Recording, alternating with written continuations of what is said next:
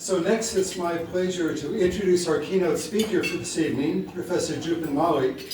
She currently serves as an assistant professor and attending physician in emergency medicine at UT Southwestern Medical Center.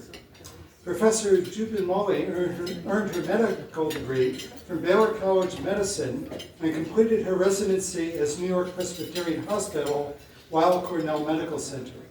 This is without a doubt a remarkable and inspiring career. But what may be especially meaningful to all of you here tonight is that Professor Malhi once sat exactly where you are now. She participated in this very fair, she won a grand prize award, and later attended SMU for her undergraduate studies. So it is with great pride and pleasure that we welcome back a former fair participant and SMU alumna, and our distinguished keynote speaker for the evening, Professor Jupin Malhi. Please join me in welcoming her.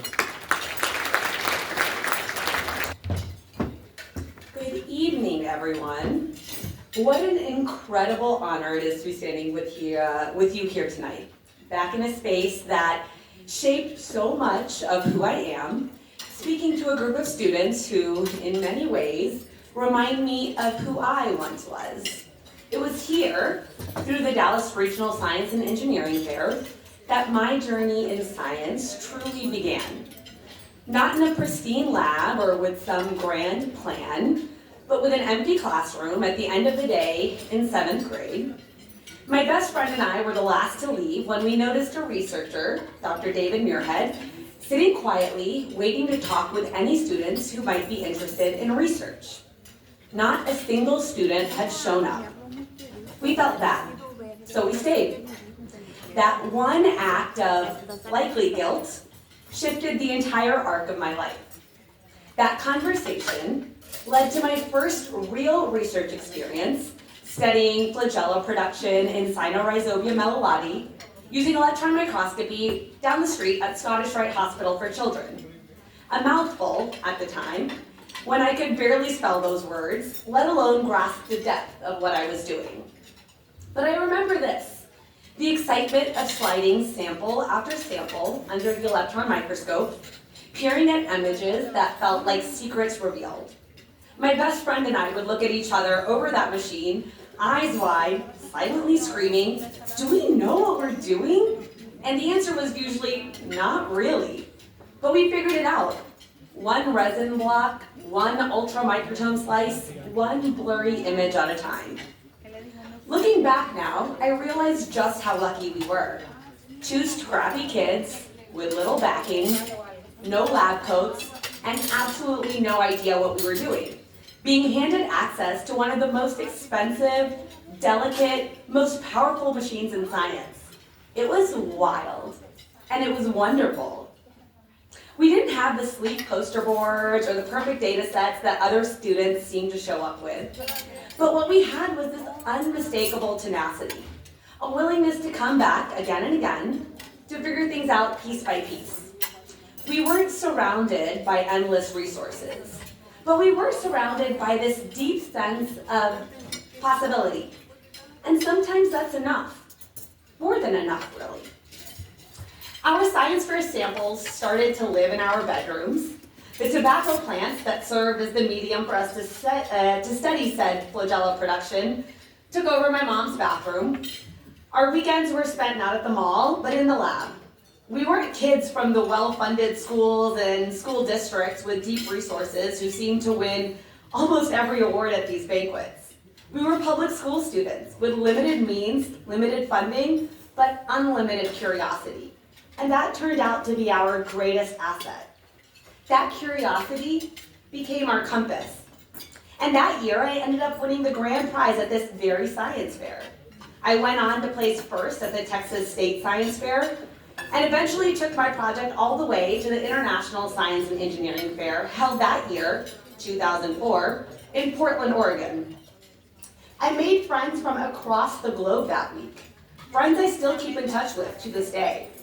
Friends who I've watched go to grad school, get married, and in that hotel ballroom, watched as part of the nerdiest group of kids, I think, to ever dance to 50 Cent in the club. But that's the thing about science fairs. They don't just build projects, they build people. And that's why we're here tonight. Because what you have done, what each of you in this room has achieved, is not just winning a ribbon or a title, it's becoming part of a community of people who choose to be curious, who choose to ask hard questions, even when the answers aren't clear, who choose to keep going when the experiment fails, or harder yet, when it almost works. Science fairs teach you to stay in the room with hard problems. They teach you how to find clarity in the middle of chaos, how to reframe failure not as an endpoint, but as data. The kind of data that guides your next step forward. That kind of learning, messy, nonlinear, hard-won, is the most enduring kind that there is. That mindset has stayed with me in everything I have done.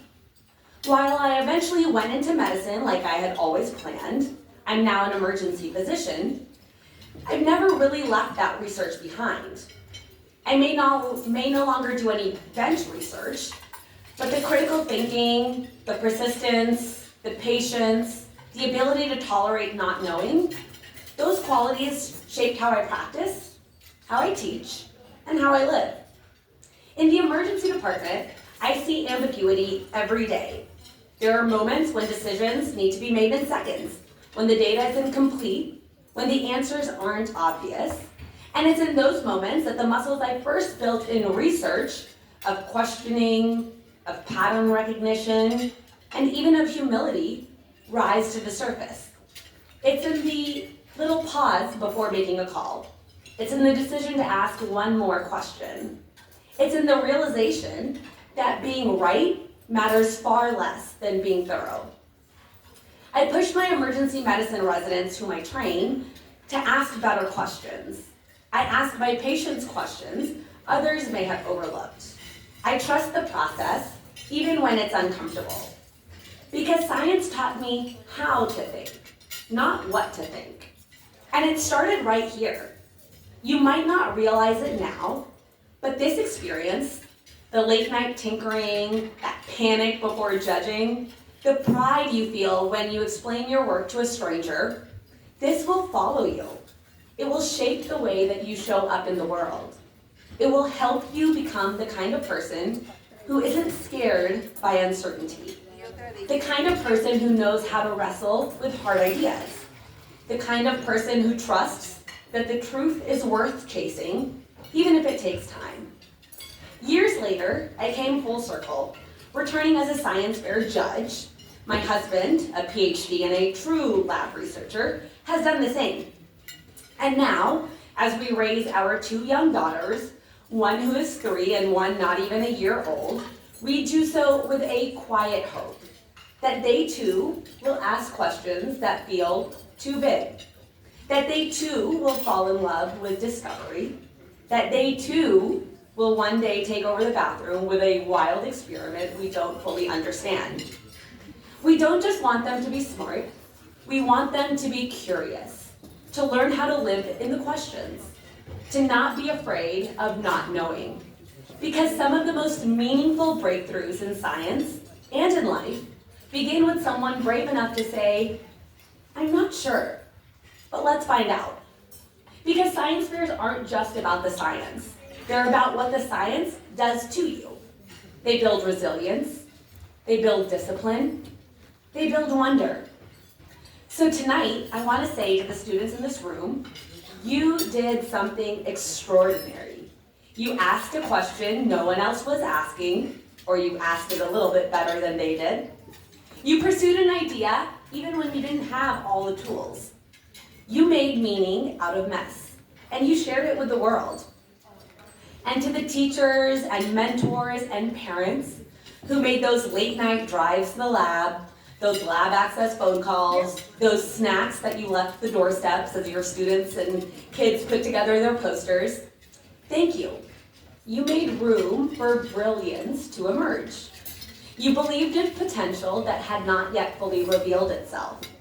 That is the kind of belief that transforms a student into a scientist, a teenager into a thinker, a moment into a memory that will last for a long time. To all of you, remember, your science first journey does not end here. This is just one beautiful beginning. Wherever life takes you, whether it's into research, medicine, engineering, education, or something you have not yet even imagined, know that this experience will follow you in the way you solve problems, in the way you think, in the way you care.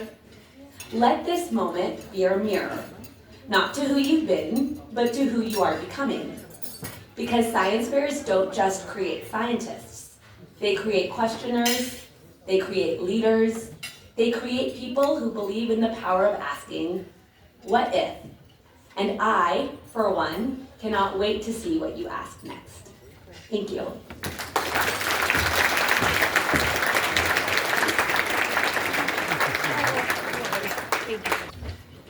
Thank you for those very thoughtful comments.